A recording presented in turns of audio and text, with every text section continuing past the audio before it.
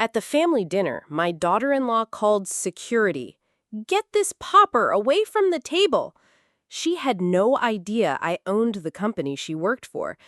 The next day, I demoted her to dishwasher. I'm glad to have you here. Follow my story until the end and comment the city you're watching from so I can see how far my story has reached.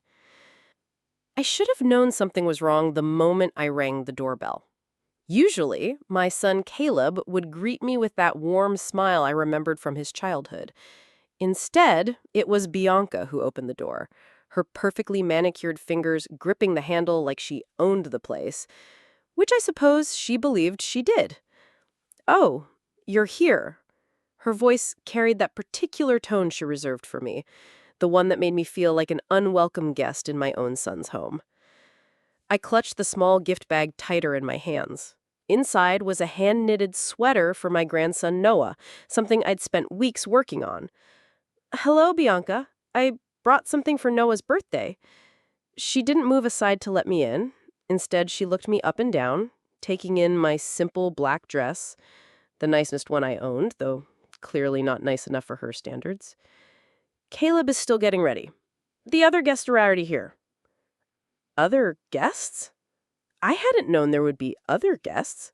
Caleb had simply called last week, his voice strained as it always was when Bianca was nearby, and invited me for a small family dinner for Noah's 5th birthday.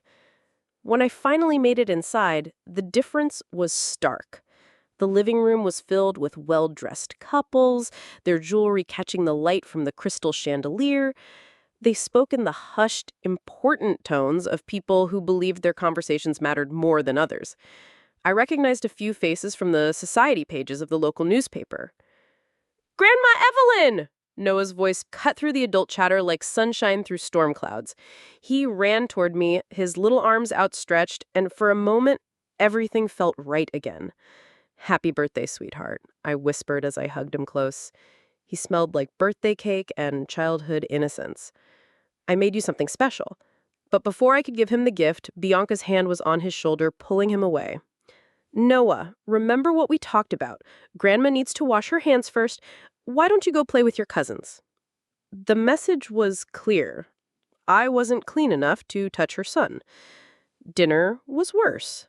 The dining room table stretched endlessly, set with china I'd never seen before, probably wedding gifts from Bianca's side of the family. I was seated at the far end, squeezed between an empty chair and Caleb's college friend, who spent the entire meal talking loudly about his latest business acquisition. Caleb caught my eye once during the appetizer course. He offered a weak smile, but when Bianca whispered something in his ear, he looked away. My heart sank a little deeper. "So, Evelyn," Bianca's voice rang out across the table during the main course, causing conversations to pause. "Caleb tells me you're still working at that little cleaning company." The way she said little made it sound like something distasteful. Several guests turned to look at me, their expressions a mixture of pity and curiosity. I felt heat rise to my cheeks.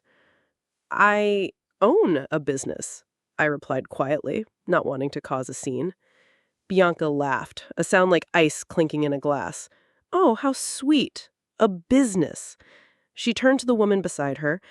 "Evelyn does office cleaning. Very humble work." The woman nodded politely, but I caught the subtle shift in her posture, the way she angled herself slightly away from me.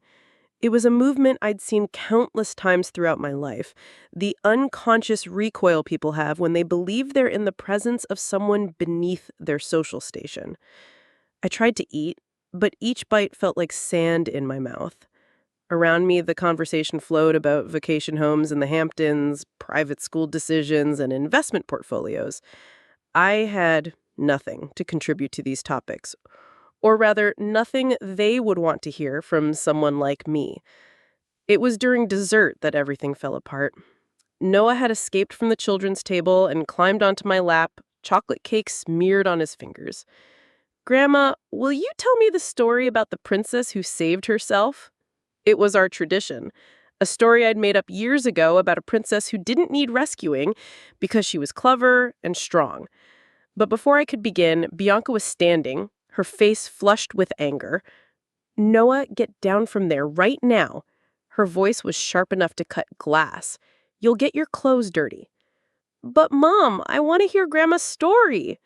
I said, now. She lifted Noah from my lap, her movements rough enough to make him whimper. Then she turned to me, her eyes blazing. I think it's time for you to leave. The dining room fell silent. Even the man who had been monopolizing conversation about his business deals stopped mid-sentence. I felt 20 pairs of eyes boring at me, witnessing my humiliation. Bianca, please, I started, my voice barely above a whisper. It's Noah's birthday. Security, she called out loudly, though there was no security present. Could you please escort this woman out? She's disturbing our family dinner. Caleb stood slowly, his face pale.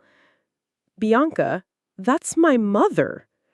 Your mother, she said, each word dripping with venom, doesn't belong at a table with decent people. Look at her, Caleb. She's embarrassing you, embarrassing us, embarrassing our son. I don't remember standing up. I don't remember walking to the door. I only remember the sound of my own heartbeat thundering in my ears and the weight of 20 stares following me out.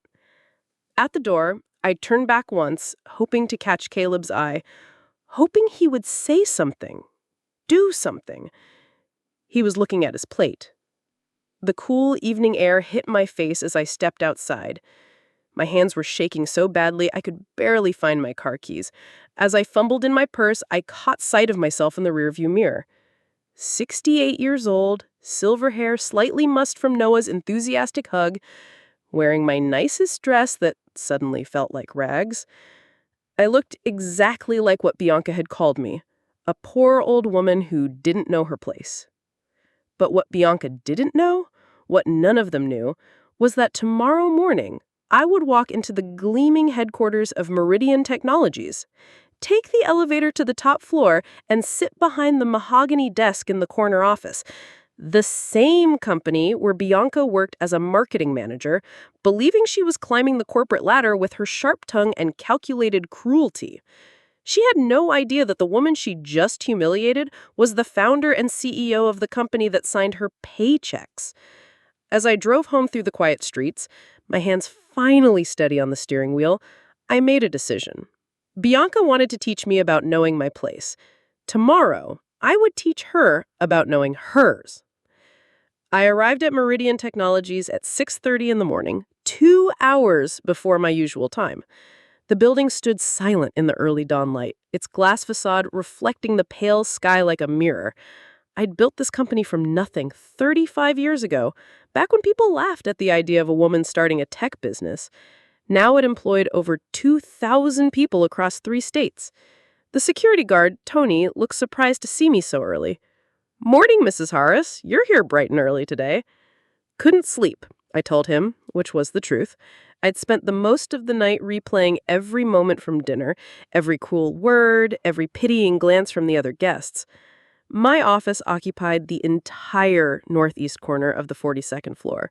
Floor-to-ceiling windows offered a panoramic view of the city, but this morning I barely glanced at it. Instead, I went straight to my computer and pulled up the employee database.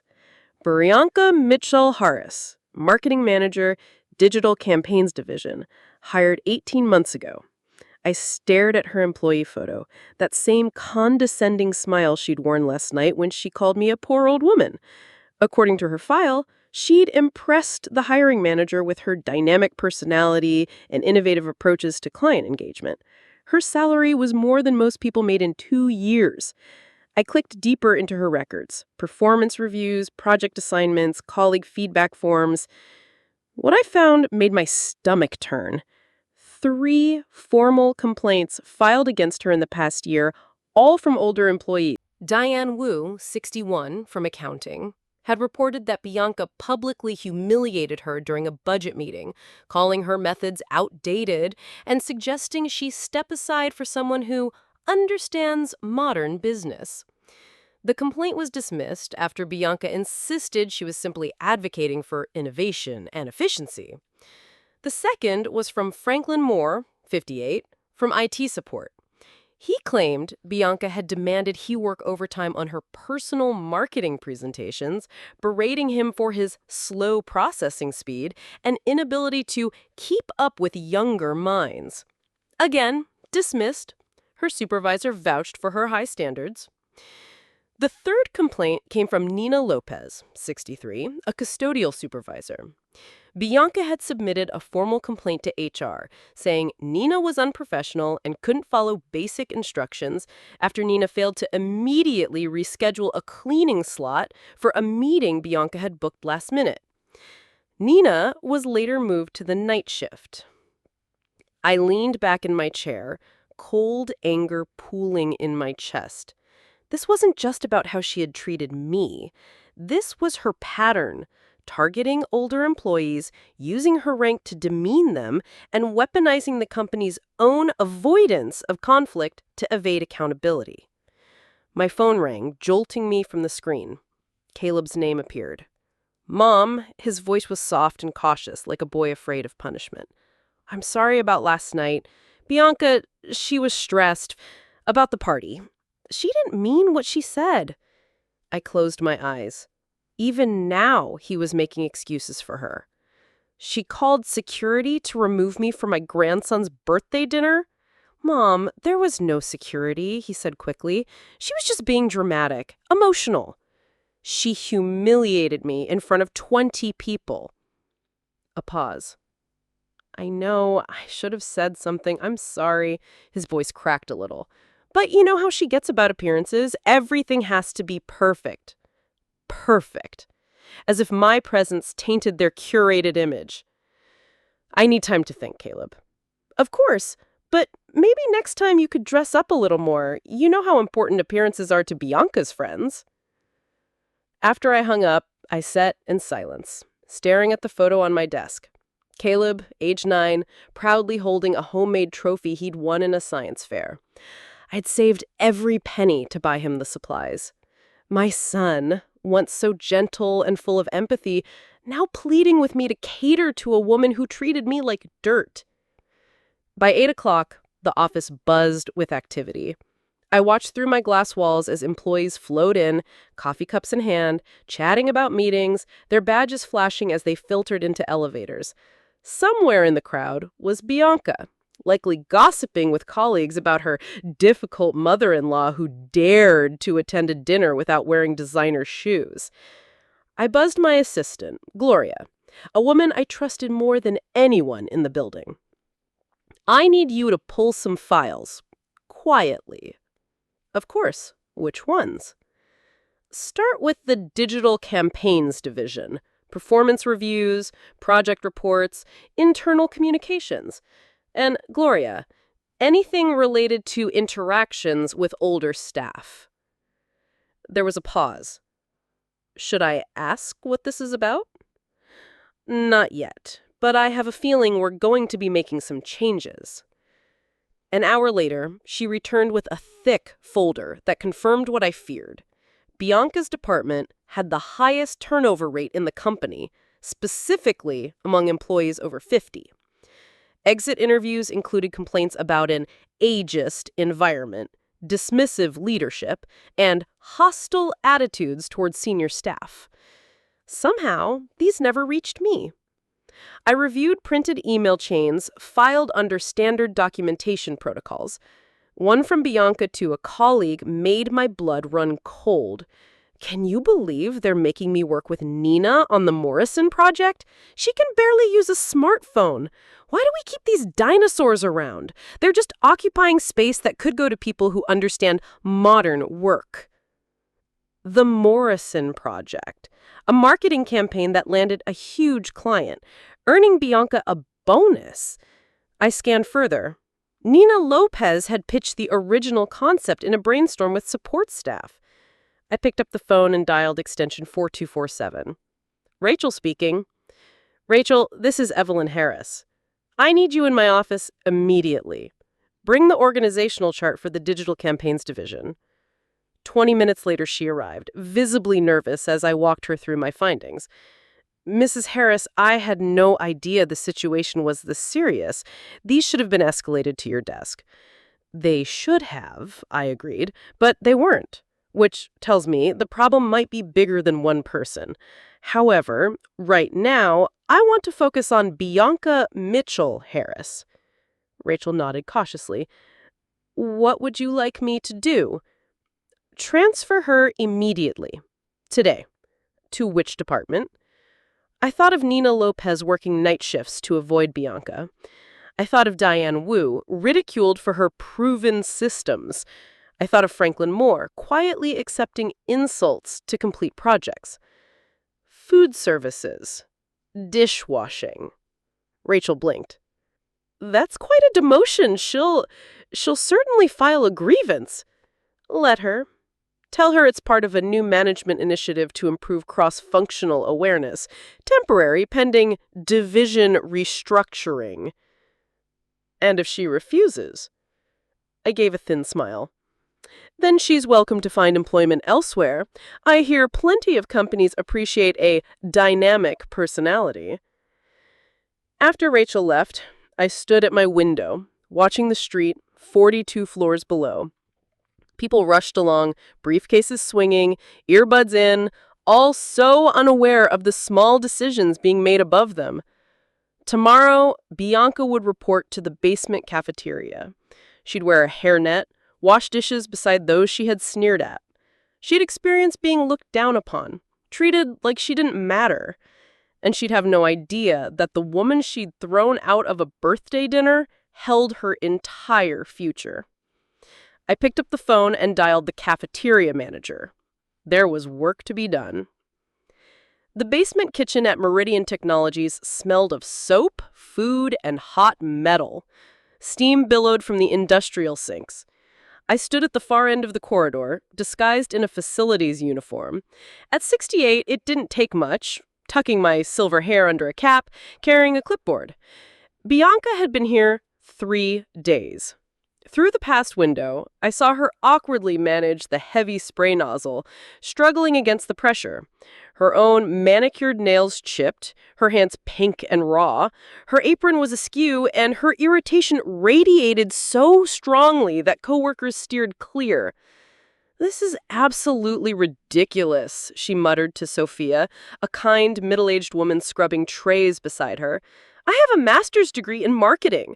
I used to manage million-dollar portfolios. Now they've got me scrubbing plates like some common what?" Sophia asked without looking up. Her voice had the edge of a woman who'd scrubbed enough grime to earn respect. "That's not what I meant," she snapped. "I just mean I'm better qualified than this." "We're all qualified for something," came from the prep station. Nina Lopez. She was slicing carrots with military precision. "But there's dignity in honest work." Bianca rolled her eyes as soon as Nina turned her back. Easy for her to say. She's probably done this her whole life. Even now, even reduced to cleaning, she found someone to look down on. My phone buzzed. A text from Caleb. "Mom, Bianca's going through something at work. Restructuring stuff. She's super stressed. Want to have dinner this weekend? Just us 3? I replied, "I'll think about it." But I already knew my answer. 3 days of watching Bianca had taught me everything. Her cruelty wasn't accidental. It was who she was. On the 4th day, I decided to get closer. I entered the kitchen during peak lunch rush. The noise would shield me. I made my way to the dish station, broom and mop in hand. Bianca stood with her shoulders slumped, exhaustion written all over her face. "Excuse me," I said in a roughened voice with a slight accent. "Need to clean floor under your station." She didn't even glance at me. "Whatever, just stay out of my way."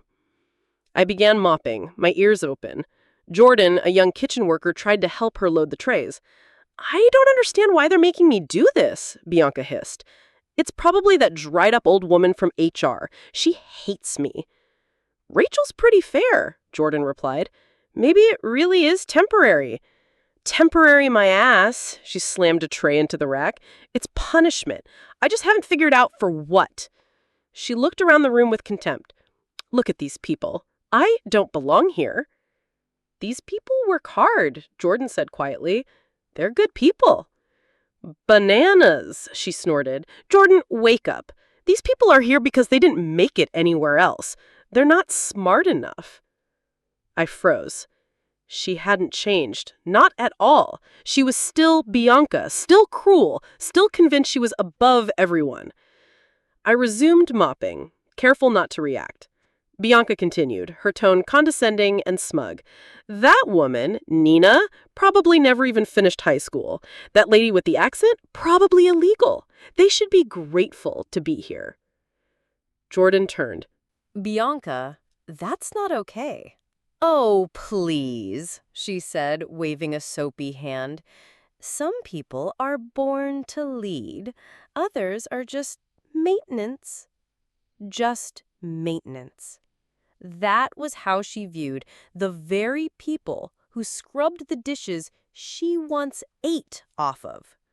She hadn't learned a single thing. As I left the kitchen, mop in hand, my resolve solidified. Tomorrow, she would meet me face to face. Tomorrow, she would see who I really was. I arrived at the office earlier than usual on Friday morning, my heels clicking with sharp purpose across the marble floor. The sleepless night had only strengthened my resolve. Watching Bianca for nearly a week had stripped away any lingering doubts. She wasn't learning humility. She wasn't developing empathy. She was clinging to her arrogance, resenting everyone around her for not treating her like royalty, even in a hairnet. Gloria glanced up from her desk as I approached, immediately sensing the shift in energy. "What can I do for you today, Mrs. Harris?" "I need you to arrange a meeting. Bianca Mitchell Harris. My office, 10 a.m. I paused just before entering my office. "And Gloria, make sure she uses the main elevator. I want her to walk through the executive floor." She nodded with silent understanding. At exactly 10 o'clock, Gloria's voice came through the intercom. "Mrs. Harris, your 10 o'clock is here. Send her in." I turned my chair slowly to face the panoramic windows, keeping my back to the door. I heard the hesitant footsteps on the polished floor. Then I saw her reflection. Tired eyes, posture slouched, her sleek ponytail limp from kitchen humidity. Her voice broke the silence, still laced with that same impatience. "Excuse me, I was told someone wanted to see me about my transfer. I don't know why they sent me to the executive floor. There must be a mistake." I rotated the chair slowly, letting her take it in. Her jaw dropped, eyes widening in disbelief. "You?" she choked. "What are you? How did you?" I walked in through my private entrance, just like I do every morning. I gestured to the chair across from my desk. "Please, sit down. We have a lot to discuss." Bianca didn't sit. She hovered, mouth opening and closing as her mind struggled to process. "This is a joke, right? You're not seriously the CEO and founder of Meridian Technologies?" I finished for her. "Yes, I've held that position for 35 years. She dropped into the chair as if her legs gave out. "But at dinner, you said you owned a business. You let us think—" "I said I owned a business," I replied, leaning back. "You assumed it was something small, something beneath you. People often see what they expect to see." Her voice shifted instantly, softer now, tinged with that same charm she likely used to dazzle clients. "Mrs. Harris, I had no idea. If I had known—" "You would have treated me differently." I leaned forward. "That's the problem, isn't it?" She flushed. "That's not what I meant." "Then what did you mean?" She straightened up, clearly trying a new tactic. "It was a misunderstanding. Family dynamics can be complicated. Things were said in the heat of the moment. Like when you called security to have me removed from my grandson's birthday? I was stressed. It was a big event. And my presence ruined your perfect image." I clicked to open her employee file. "Tell me, Bianca, do you remember Diane Wu?" "Who?" 61 years old. Accounting. You humiliated her in a meeting, said her methods were outdated. It was a disagreement. Business can be blunt sometimes. What about Franklin Moore? You made him work overtime on your personal projects, told him he couldn't keep up with younger minds. I have high standards. And Nina Lopez. You accused her of being unprofessional for not dropping everything to meet your last-minute demands. She was moved to the night shift because of you. Bianca shifted in her seat. I don't see what this has to do with me working in food services. This feels personal.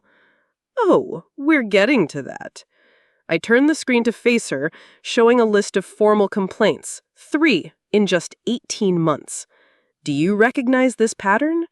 Those were all handled appropriately, she said quickly. Dismissed. Yes, dismissed by a supervisor who vouched for your high standards. But then there's the issue of what you said in the kitchen. Her face paled. You were in the kitchen? Every day this week, listening to you ridicule your coworkers, call them maintenance, say they're too dumb for better jobs. She stood abruptly. This is entrapment. You can't spy on employees. I can observe my company however I choose. And what I observed was an employee who targets older workers, disrespects staff, and holds deeply prejudiced beliefs. You're doing this because of the dinner, because you insulted me. I'm doing this because you violated every value this company was built on, because you humiliated people whose only offense was being older or different from you, because you don't belong in a leadership position here or anywhere. Her voice dropped, a whisper now. Are you going to fire me? That depends. Her eyes flickered with hope. On what? You have 2 choices. Continue in food services. Learn what it feels like to be looked down on. Maybe over time you'll develop some empathy. Or resign. Today. I'll provide a neutral reference mentioning your marketing skills and say nothing of your behavior. She stared at me for a long moment, weighing every angle. Then she stood slowly, voice tight with fury. This is blackmail. You're forcing me out because I didn't know who you were. No, Bianca. I'm offering you a way to walk away with any dignity I've left. You're not being punished for ignorance. You're being given a choice in how your story ends. Caleb will hear about this, she spat. He'll know who you really are. Yes, I said quietly. He'll know that you bullied employees, that you tried to erase his mother from his life, and that when given a chance to grow, you chose pride over integrity. She turned to go, then paused. Fine. I'll stay in the kitchen. I'll make it through, and Caleb will see you for the vindictive woman you are. Very well, I said. Report to the cafeteria Monday morning. Same time, same station. After she left, I sat down slowly, the weight of disappointment pressing heavier than any sense of victory. I had hoped that revealing the truth would inspire some reflection, that she might take this as a chance to change. Instead, she'd chosen bitterness. She would scrub dishes, not to grow, but to endure, all while telling herself she was the victim of a cruel mother-in-law. My phone buzzed again. Caleb. Mom, Bianca wants to apologize. She asked me to reach out. I nearly laughed. Tell her I'm not ready for that conversation. She's having a really hard time. She thinks someone's targeting her at work. Has she told you what her new role actually involves? He hesitated. Some kind of cross-training. She says it's temporary. I see. Well, I'm sure she's learning a lot. I hung up and stared out the window. Tomorrow she would return to the basement. But soon, I would call her back. Not as a grandmother, but as a CEO, and we would settle the final terms of who she really was. I arrived at the office before sunrise on Monday, knowing Bianca would be starting her second week in the cafeteria. This time, I didn't bother with a disguise.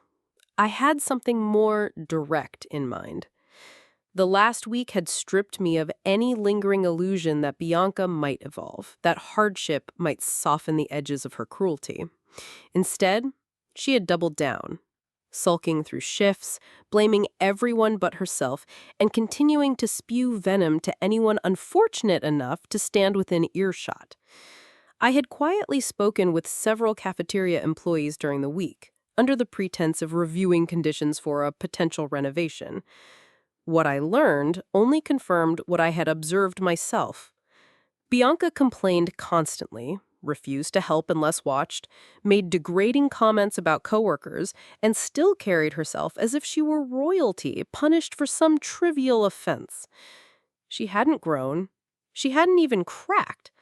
But now it was time to make her face what she had been running from: accountability. "Gloria," I said when I stepped into the office, "schedule a meeting with Bianca. My office, Friday at 10 a.m.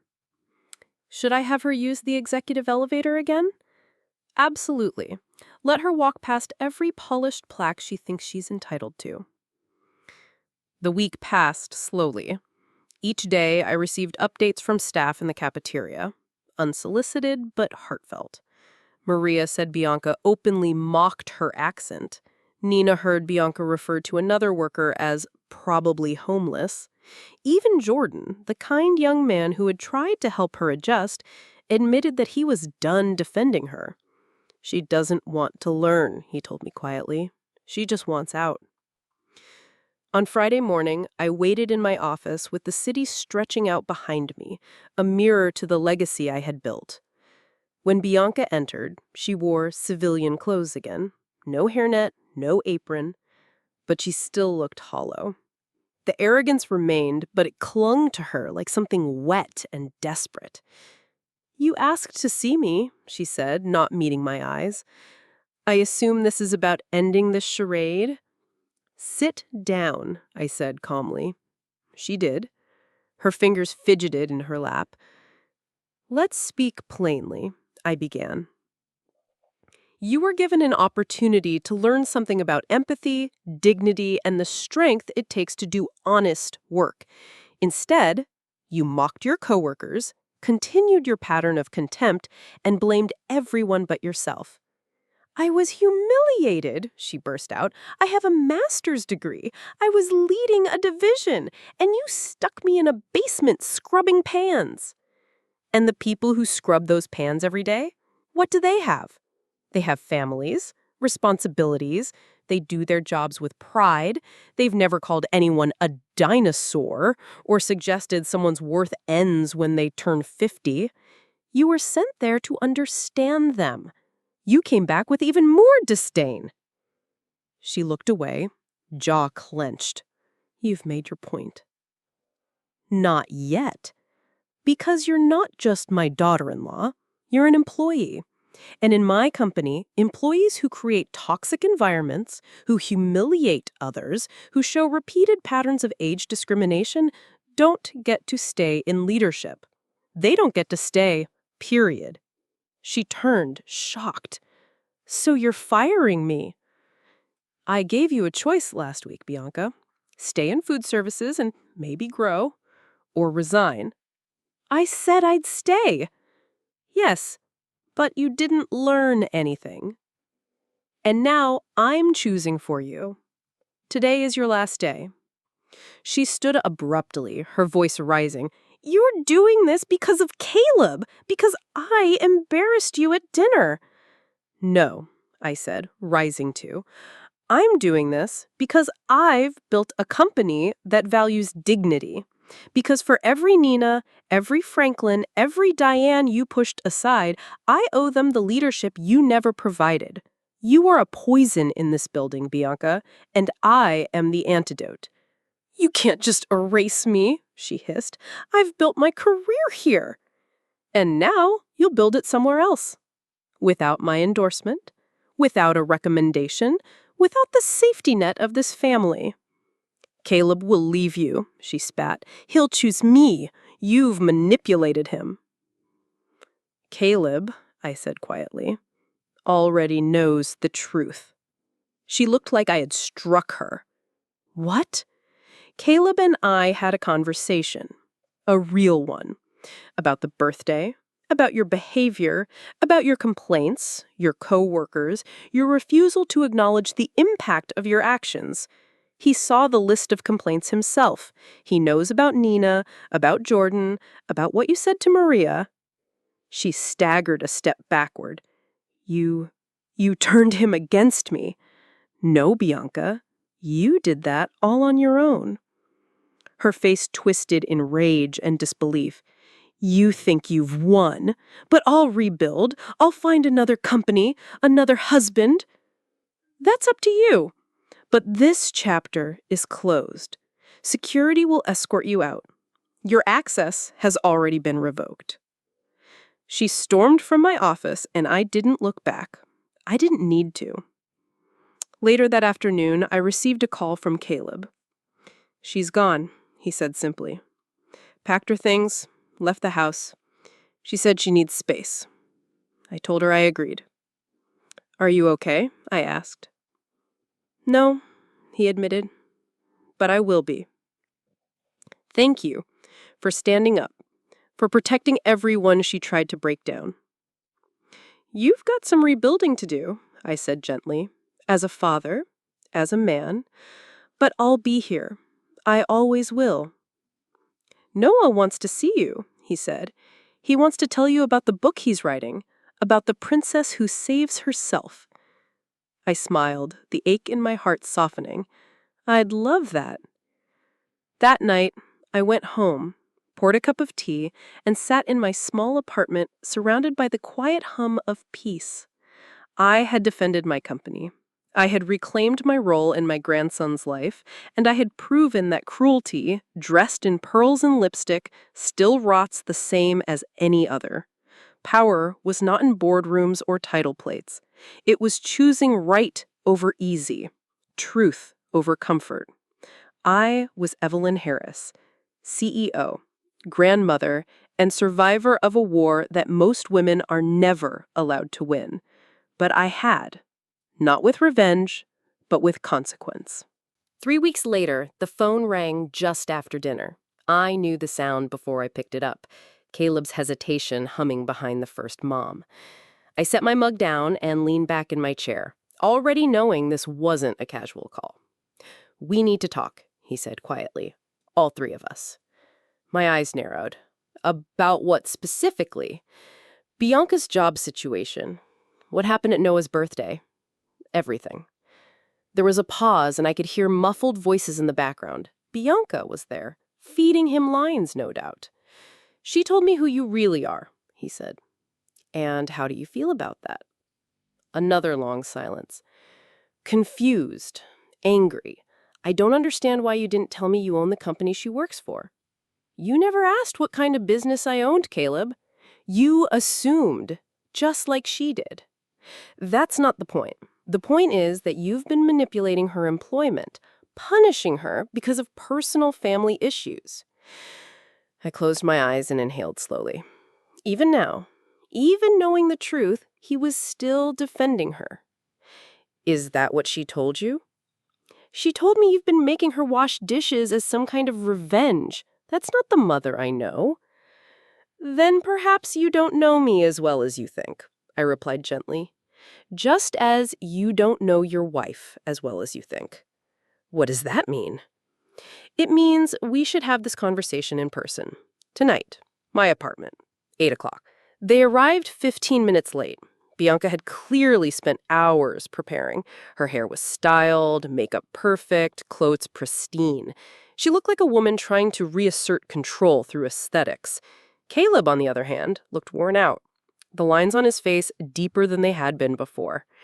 I served coffee in my modest living room, the same space where I had read Noah bedtime stories, mended his torn shirts, and wrapped handmade presents in recycled paper.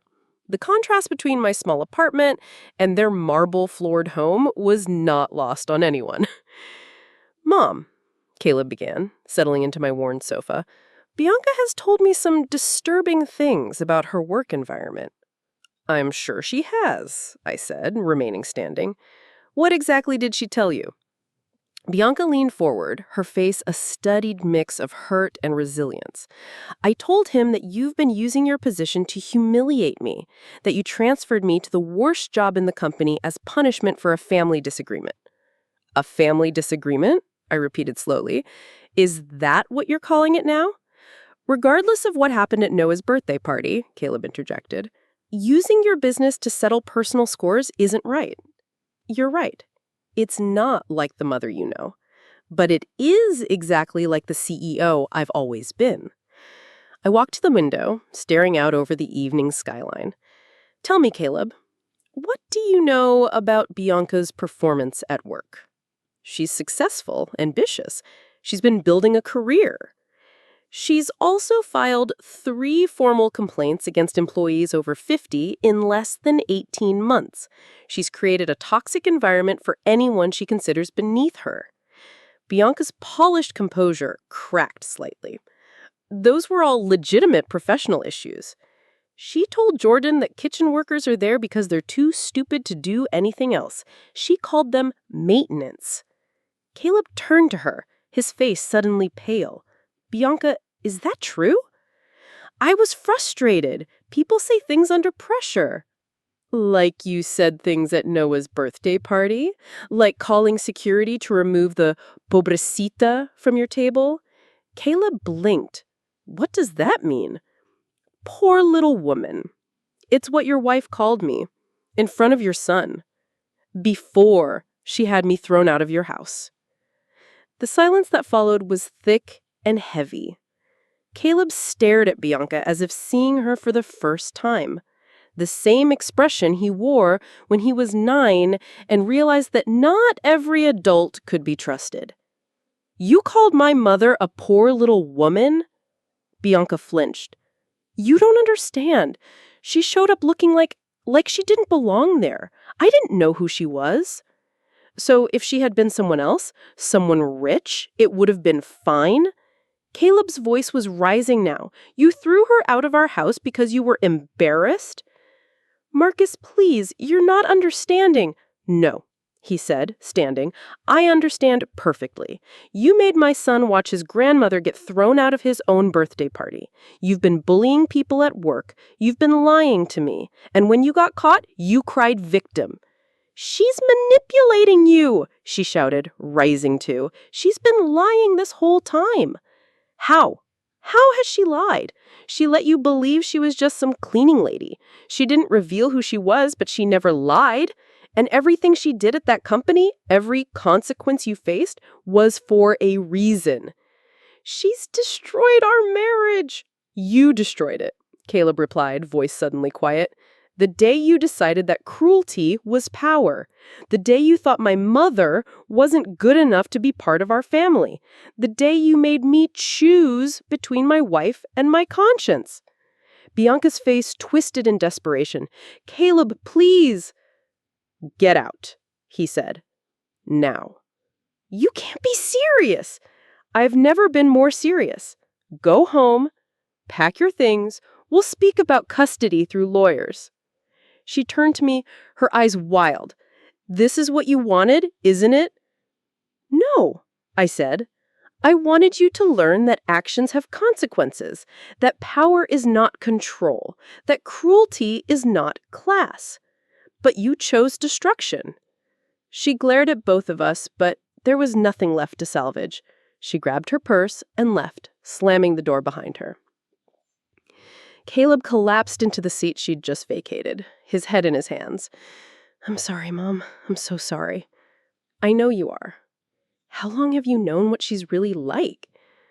From the beginning, but I hoped she might grow. He looked at me with bloodshot eyes. What do I do now? You rebuild. You focus on being the father Noah deserves. You start again. And Bianca? She'll figure something out. She always does. But she won't do it here. Not with our help. Not anymore. Caleb nodded slowly. Can you forgive me for letting her treat you that way? I moved beside him and took his hand. You're my son. There's nothing to forgive. But we both knew that healing would take time. Wounds like these left marks. The reckoning had arrived, but the real work was just beginning. 6 months passed. Autumn settled over the city with golden light and cooler winds, brushing the windows of my office on the 42nd floor.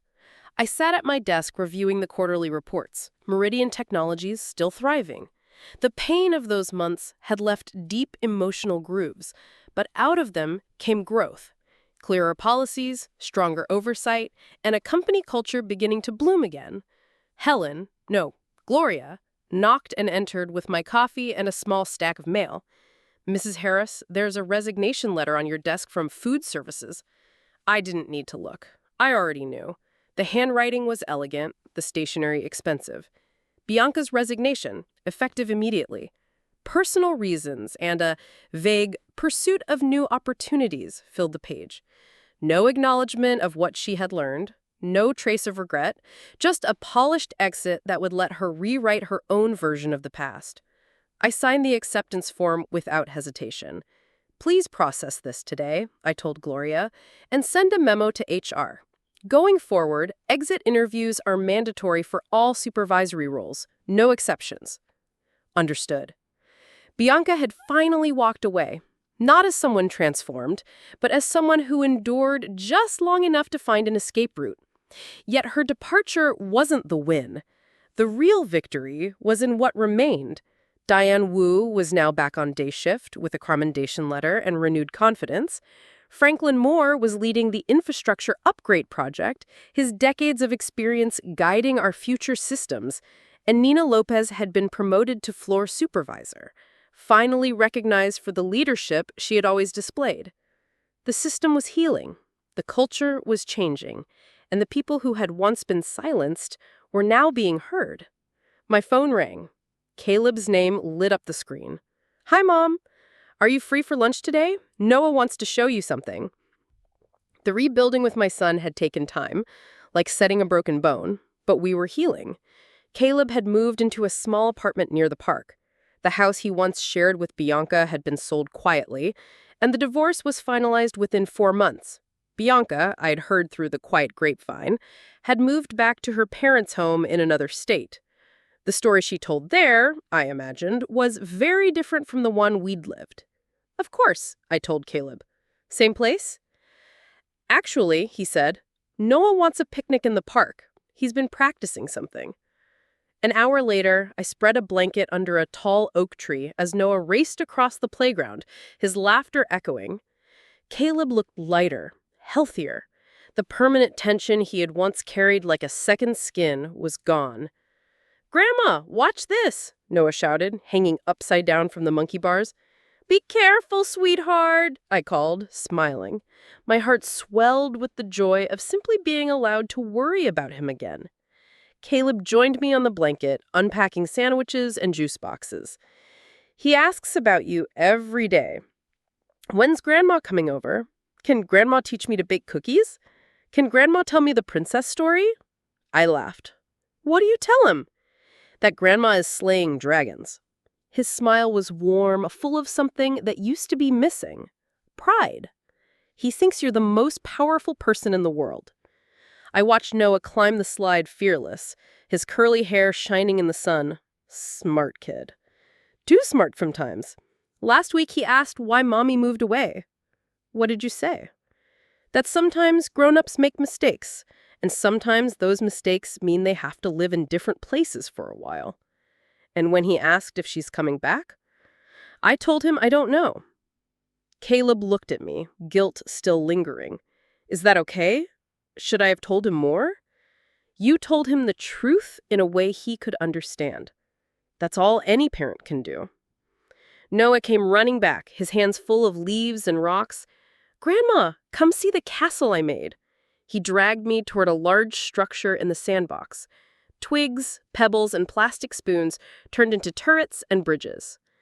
"It's for the princess who saves herself," he said proudly. I knelt beside him, awed by the innocence, the beauty, the quiet strength already forming in his young heart. Around us, other families bustled. Parents pushed strollers, grandparents helped kids with snacks. The everyday chaos of life moved on. This is what I had fought for. Not revenge, not vindication, but the right to be part of this, to matter, to be included, to love without apology. That evening, back at my apartment, I poured tea and looked over the framed photos lining the wall. Pictures of Noah as a baby, of Caleb at his college graduation, of holiday dinners long before Bianca ever entered our lives. But new photos had joined them, of Noah baking cookies with flour on his cheeks, of the two of us reading books under a blanket fort, of a woman no longer invisible in her own family. My phone buzzed again. A message from Jordan. "Mrs. Harris, just wanted you to know Maria's grandson graduated high school today, first in their family. She says thank you for the scholarship." I smiled. "Tell her congratulations. Hard work deserves recognition."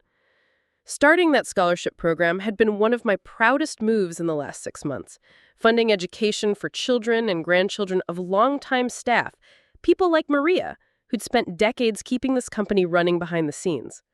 Another message arrived, this time from Nina. "Hey, night shift supervisor position opened up in Building B. I'm interested if you think I'm ready." I laughed softly. I might know someone who could write a good reference. The sun was dipping low. I made myself a simple dinner, lit a small candle, and sat down with a book. The silence in my apartment no longer felt like loneliness. It was peace. I thought about Bianca, wherever she was, and felt no satisfaction, only sadness. She could have learned from the kitchen. She could have grown into someone wiser, stronger, and more human. She could have earned her place at the table. But she didn't want to. She wanted power without purpose, influence without empathy. And so she left with nothing but a clean resignation letter and an unspoken warning trailing behind her. My phone rang one last time that night. Caleb again. "Mom, Noah wanted to tell you goodnight." I heard the tiny voice in the background. "Tell Grandma dragons are scared of the dark. She should leave the lights on." "I tell him I will," I whispered. "And Caleb, thank you." "For what?" "For seeing the truth when it mattered." I left a small light glowing in the kitchen, not because I was afraid, but because Noah asked me to. Being loved, being worried about, it was a gift I had almost lost. That night, I thought about power. Not the kind that comes with titles or money or throwing someone out of a dinner party. Real power is choosing dignity when you could choose vengeance. Real power is lifting others up when it would be easier to ignore them. Real power is telling your truth, even when it shakes the room. Bianca thought she knew power. She thought it lived in brand names and exclusion and social hierarchy. But real power builds, protects, and uplifts. And real power sleeps peacefully, knowing it did the right thing. I had reclaimed my family, I had protected my employees, and I had shown my grandson that kindness, not cruelty, is what makes a woman truly strong. The following morning, I returned to my office as usual, greeted by the quiet hum of productivity that filled every corridor. The changes I had implemented over the past half year were no longer new policies, they were the new standard. Managers were now held accountable in ways they hadn't been before. Gloria sent weekly reports summarizing feedback from every division, and the new anonymous complaint system was already catching the early signs of inappropriate behavior. The company was no longer only successful, it was finally becoming safe. I opened the latest scholarship applications on my computer. Pages and pages of essays from young people connected to our custodial, kitchen, and support staff, future engineers, teachers, artists. I read one from Sophia's daughter about wanting to start a program for bilingual children with disabilities, another from Jordan's younger sister, who wanted to build accessible coding platforms for seniors. These were the legacies worth leaving behind. Not profit, not plaques. People. My phone buzzed again. A text from Caleb. "Noah asked if you'll come read him the princess story this weekend. He misses you." I smiled, replying simply, "Of course, wouldn't miss it." Before lunch, Gloria knocked again. "There's a visitor downstairs asking to speak with you. Said she doesn't have an appointment." I raised an eyebrow. "Name?" "Bianca." I set my pen down. "Send her up." Less than 5 minutes later, Bianca entered my office. She looked different, thinner, but no less polished. Her blouse was crisp, her heels designer, her makeup flawless, but the weariness around her eyes told me what the facade tried to hide. "Evelyn," she began, her voice carefully modulated, "thank you for seeing me." "I was curious," I said evenly. "What brings you back to the 42nd floor?" She hesitated, then sat without being asked. "I've had time to reflect. A lot of time. I wanted to say I regret how things ended." "Which part?" I asked. "Throwing me out of your grandson's birthday party? Humiliating employees? Blaming the company for your own demotion?" She flinched. "All of it. I wasn't in a good place. I was under pressure. I made terrible choices." "You made those choices long before the pressure, and you continued making them after you were given a chance to learn. Why now?" "Because I don't have anywhere else to go," she said quietly. "I applied to 30 positions, marketing firms, startups, nonprofits. Every time they asked for a reference, I watched the interviewer's tone shift. I know you never badmouthed me, but you didn't lie either. I don't believe in lying, even for family. I miss Noah. I miss Caleb. I miss my life. I thought if I came back and admitted everything, maybe you could help me rebuild, help me get a second chance." "What kind of second chance?" I asked. "A job. Not here, I know that's off the table, but maybe a letter of recommendation, something neutral, something that gets me through the door again." I studied her. There was remorse in her eyes, but not the kind that came from transformation.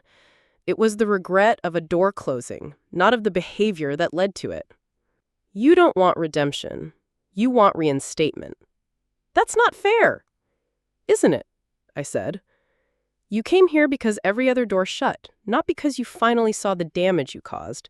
If no one had turned you away, you'd still believe you did nothing wrong." Her eyes filled with tears, but she didn't blink them away. "Shinelo nante rimari. Yaratenya." "You're right," she said. "I didn't come because I changed. I came because I lost, and I couldn't admit that until now."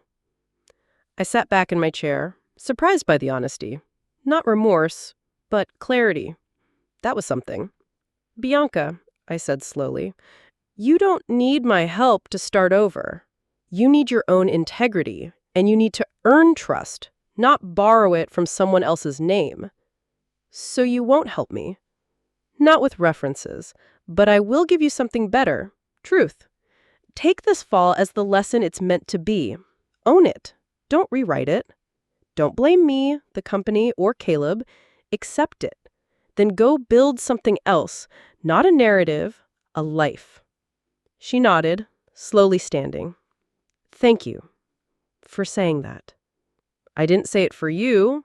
I said it for everyone watching me lead this company, for every woman who will sit in this chair after I'm gone." She turned to leave, then paused. "Do you think Caleb will ever forgive me?" "That depends on who you become when no one's watching." She left without another word, and I exhaled a breath I hadn't realized I was holding. Not satisfaction, not victory, just release. The story wasn't about punishing her anymore. It was about freeing myself from her shadow. That weekend, I sat on the floor of Caleb's living room with Noah as he read from his new storybook.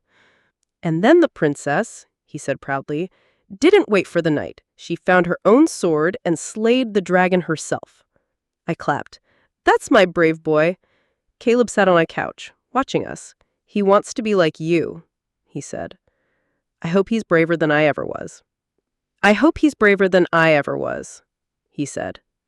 "I hope he's braver than I ever was. I hope he's braver than I ever was."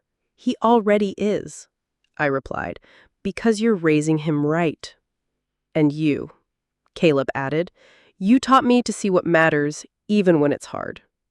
I looked around at the small home, the laughter echoing from the kitchen, the quiet peace of new beginnings. The empire I had built, professionally, was meaningful. But this right here was legacy.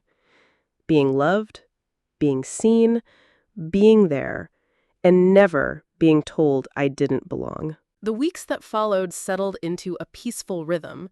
For the first time in years, my life felt whole. Not because everything had gone back to the way it was, but because we had built something better out of the wreckage. Caleb flourished as a single father. He spent more time with Noah than he ever had before, showing up to school events, building Lego castles after dinner, reading bedtime stories instead of rushing through them. There were still hard days, questions from Noah about why Mommy didn't live with them anymore, phone calls Bianca sometimes made just to stir the guilt. But they were fewer and further between. And Caleb had grown stronger in his resolve to put Noah's well-being above appearances. One Saturday, as we finished baking oatmeal cookies for Noah's class party, he turned to me with flour on his nose and a puzzled look. "Grandma, why don't people like the kitchen job?" I paused, wiping my hands. "What do you mean, sweetheart?" "Like the one Mommy had when she worked at your building. Daddy said she didn't like it and that she didn't want to be there." I knelt beside him. "Some people think certain jobs are less important, but that's not true. Every job matters. Washing dishes, cleaning floors, helping others. It all helps the world work." "Even if it's messy?" he asked. "Especially if it's messy," I smiled. "Sometimes the most important things are the ones nobody thanks you for." He nodded thoughtfully and took a bite of cookie dough when he thought I wasn't looking. "Then I want to help people too." That night, after Caleb tucked Noah into bed, we sat on his porch under the soft glow of the overhead light. The autumn air was crisp, and the silence between us was filled with understanding. "I never really asked," he said finally. "How are you doing after everything?" I sipped my tea. "I'm good. Tired, but good. The company is better, stronger. The people who needed to be seen are finally being heard. And I'm back where I belong." He glanced over at me. "You mean here, with us?" I nodded. "Yes, here." The truth was, I hadn't realized how much of myself I'd been holding back over the years, making myself smaller to avoid conflict, quieter to keep the peace, invisible to fit someone else's version of respectability. But now, there was no more shrinking. I had reclaimed my space in my company, in my family, and in my own story. A few days later, I received a letter in the mail. It was from Nina Lopez, handwritten in perfect cursive. "Mrs. Harris, I just wanted to say thank you. Not for promoting me, not even for standing up for us when nobody else did, but for seeing us, for really seeing us. I used to think my best years were behind me, that I'd be mopping floors until I retired. But now, I'm training new employees. I'm mentoring younger women. I'm building something, and it feels like I matter again. You gave me back my pride." I folded the letter slowly, the words soaking in like rain into thirsty soil. This was the legacy I wanted to leave behind. Not just numbers in a report, but dignity, confidence, hope. At the next board meeting, I stood at the head of the table and outlined the next chapter of our company's mission.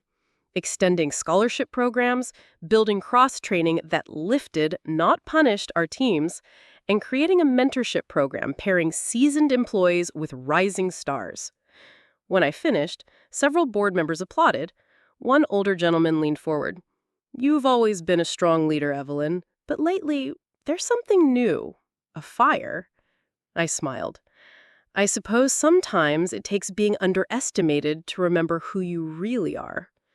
That night, as I walked home, the city buzzed around me. Cars, conversations, the beat of daily life moving forward. I thought of Bianca, wherever she was now, maybe reinventing herself, maybe blaming the world, maybe, if the lesson had sunk in deep enough, trying to change. But that was no longer my concern. My concern was here. Noah, Caleb, the people who kept my company breathing, the invisible hands that carried the weight. And my own reflection, no longer hidden behind shame or second-guessing, Just a woman who stood back up. My phone buzzed again. A text from Caleb. Noah wants to know if you'll read him a new story tomorrow night. He said he's writing one called The Grandma Who Beat the Dragon Without a Sword. I replied with a smile. Tell him I'll bring cookies and armor. Then I turned off my phone, stepped inside my apartment, and turned on the small light in the kitchen. Not because I was afraid, but because someone out there believed I was brave.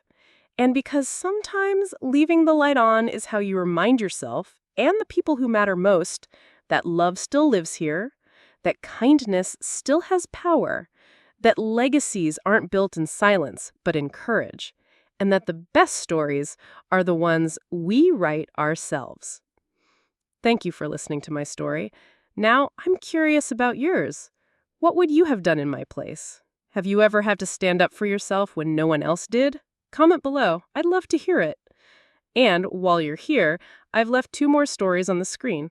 Both are favorites, and I promise they'll surprise you.